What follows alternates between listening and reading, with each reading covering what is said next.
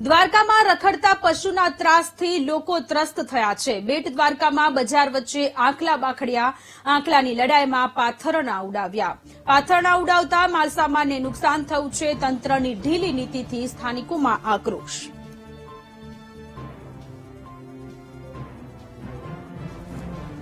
તો દ્વારકામાં રખડતા પશુના કારણે લોકો ત્રાહિમામ પોકારી રહ્યા છે।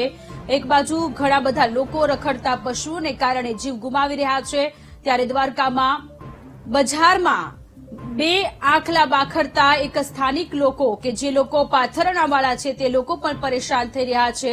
જે લોકો પાથરણાવાળા હતા એ લોકો પાથરી અને પોતાનો માલસામાન વેચવા માટે બેઠા હતા, પરંતુ બે આંખલાઓ બાખડતા એ આખો જે માલસામાન છે તેને પણ ઘણી બધી નુકસાની પહોંચી છે। તંત્રની ઢીલી નીતિના કારણે સ્થાનિકોમાં આક્રોશ જોવા મળી રહ્યો છે। પાથરણાવાળાઓ અત્યારે મુશ્કેલીમાં છે, તે લોકોનો અત્યારે માલસામાન ને નુકસાન થયું છે।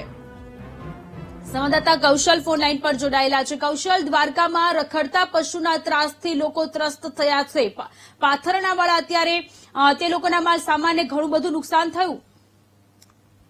જી સોનલ, જણાવી દઉં તો દેવભૂમિ દ્વારકામાં વારંવાર આખલાઓનો ત્રાસ જોવા મળ્યો છે।